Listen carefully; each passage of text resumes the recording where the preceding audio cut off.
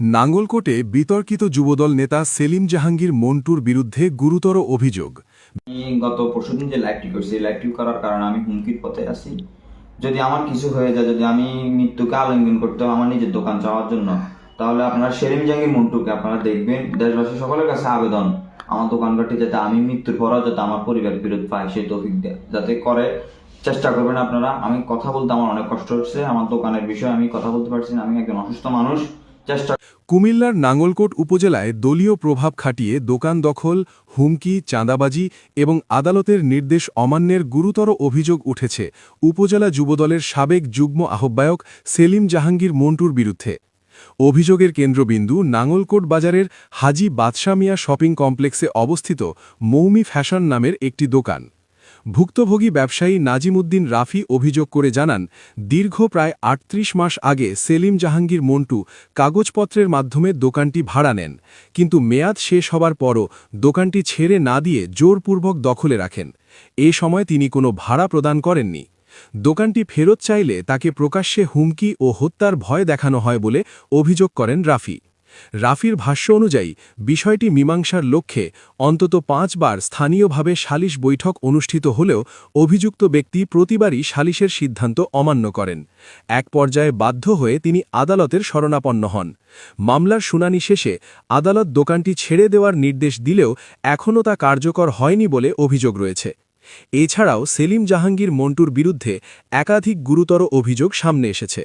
অভিযোগ রয়েছে, নাঙ্গলকোট উপজেলার একটি বাণিজ্য মেলা থেকে প্রায় ৫ লক্ষ টাকা চাঁদাবাজি ও মেলার শৃঙ্খলা কমিটির সদস্যদের অর্থ আত্মসাৎ করা হয়েছে। এ ঘটনায় প্রত্যক্ষ সাক্ষী হিসেবে ইউসুফ কমিশনার, কামরুজ্জামান কমু ও গোত্রশালের মিজানের নাম উল্লেখ করা হয়েছে। আরও অভিযোগ রয়েছে, নাঙ্গলকোট হকার মার্কেটে নিরীহ ব্যবসায়ী বেলাল মিয়ার দোকান দখল করে মোটা অঙ্কের টাকা নিয়ে অন্য একজনকে সেখানে বসানো হয়েছে। নাঙ্গলকোট প্রাইভেট রোকেয়া হাসপাতালে তালা ঝুলিয়ে ভবনের মূল মালিককে চাপ প্রয়োগ করে প্রায় ৪ লক্ষ টাকা আদায় করা হয় বলেও অভিযোগ রয়েছে। একইভাবে নাঙ্গলকোট টাওয়ার, পাটোয়ারি হাসপাতাল সহ বিভিন্ন হাসপাতালের অংশীদারদের ভয়ভীতি দেখিয়ে বিপুল অঙ্কের অর্থ আদায়ের অভিযোগ উঠেছে। এ বিষয়ে এলাকাবাসীর দাবি, অভিযুক্তের বিরুদ্ধে ওঠা অভিযোগগুলো দ্রুত নিরপেক্ষ তদন্তের মাধ্যমে যাচাই করে আইনানুগ ব্যবস্থা গ্রহণ করা হোক। অন্যথায় নাঙ্গলকোটে সাধারণ ব্যবসায়ী ও সাধারণ মানুষের নিরাপত্তা চরম হুমকির মুখে পড়বে বলে আশঙ্কা প্রকাশ করেছেন তারা। আমি হাজী বাদশা মিয়া শপিং কমপ্লেক্সের মালিক মরম হাজী বাদশা মিয়া এবং মরম নাসিরউদ্দিনের ছেলে মরম হাজী বাদশা মিয়া আমার দাদা, এবং আমার দোকানটি হচ্ছে যে মৌমি ফ্যাশন।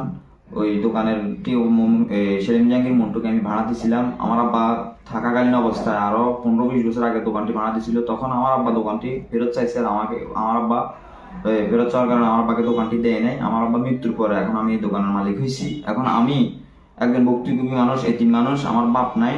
আমি আপনাদের কাছে, সবার কাছে, দেশবাসীর কাছে, সকলের কাছে আকুল আবেদন, আমার এই দোকানঘরটি আপনারা যে কোনো ভাবে হোক উদ্ধার করে দেন। সে কোর্টের রায় মানে না, কোর্টের আইন, দেশের আইনকে সম্মান করে না।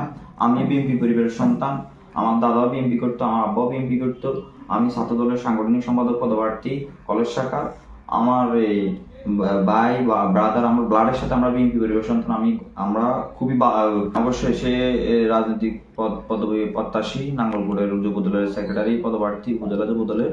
সে আমাকে বিভিন্ন রকমের হুমকি দুমকি দিতেছে, সেলিম জাহাঙ্গীর মন্টু, এবং সে চাইতেছে যে আমি আমার দোকানের ঘর ছাড়ার কথা বললেই সে আমাকে হত্যার হুমকি দেয়, বিভিন্ন রকমের বানোয়াট কথাবার্তা বলে। মার্কেটের ভিতরে আরো কয়েকটা লোক আছে, ওই লোকদেরকে দিয়ে আমাকে হুমকি দুমকি দেওয়ার চেষ্টা করে।